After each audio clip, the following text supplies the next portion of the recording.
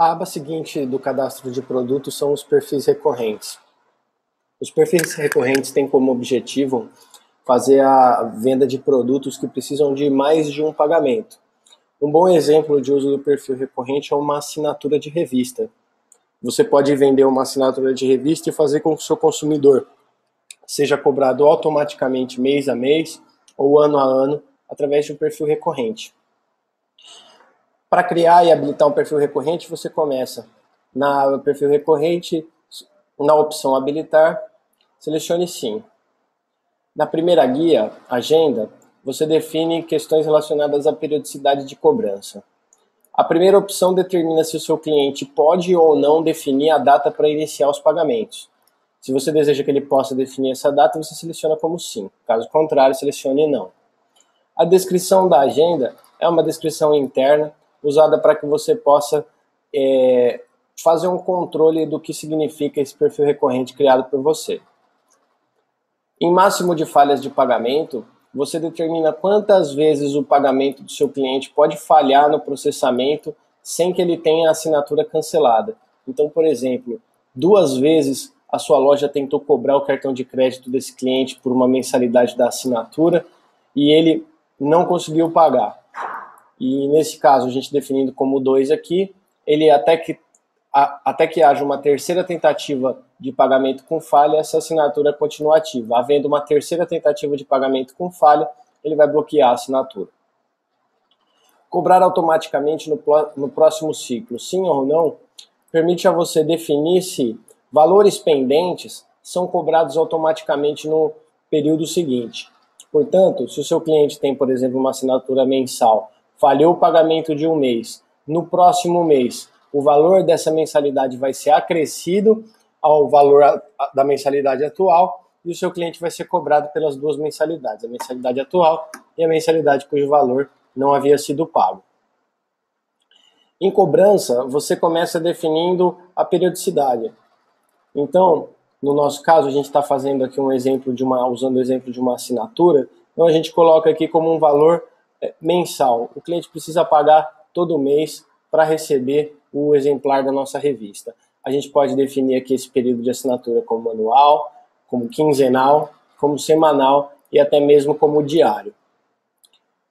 A frequência de cobrança determina quantas vezes dentro do período estipulado o consumidor vai ser cobrado.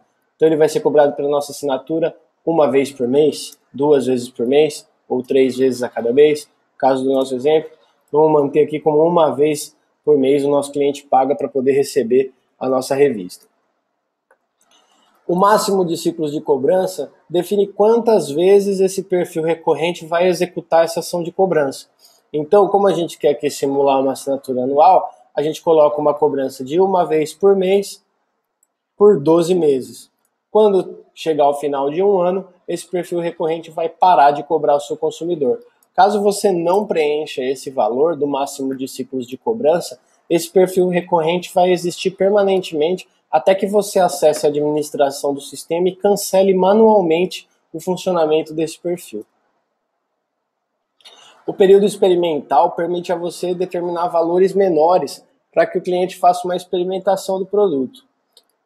Nós podemos colocar aqui numa assinatura que o cliente paga todo mês, por exemplo, que ele tem um período de 1 semana, no qual ele vai ser cobrado 1 vez, e a gente só pode repetir essa cobrança de período experimental por 1 semana, ou seja, se o seu cliente usar 1 vez esse período de teste de 1 semana, ele só tem 2 opções. Ou ele compra o produto de maneira com preço cheio, ou ele desiste da assinatura.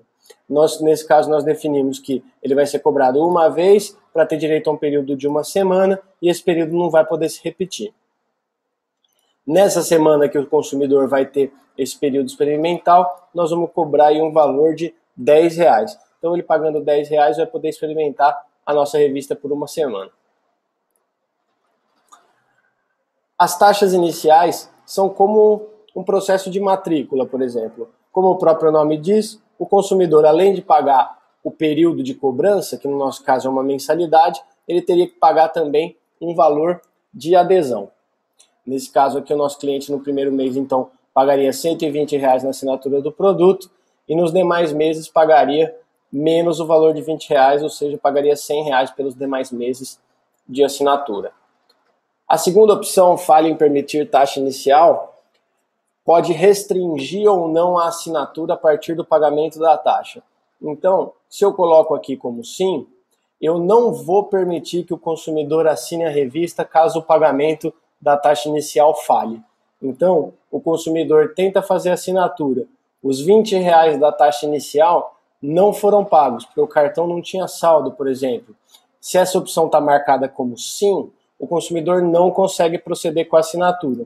Caso você marque essa opção como não, ele vai permitir uma falha na taxa inicial e vai somar esse valor à próxima cobrança.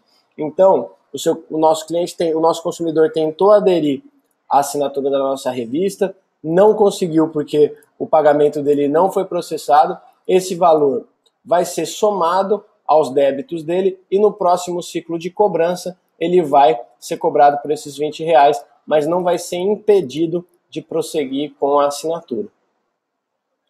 Os perfis recorrentes servem para que você venda não apenas assinaturas de revista, mas qualquer serviço ou qualquer produto que requer uma cobrança sistemática dentro de um período pré-definido de tempo. Algumas lojas virtuais vêm inovando e oferecendo serviços como assinaturas de clubes de restaurantes e até mesmo de produtos comuns, como sapatos ou roupas. Um modelo de negócio um pouco mais conhecido já na Europa e nos Estados Unidos, mas que também vem chegando agora ao Brasil e que você pode utilizar através dos perfis recorrentes.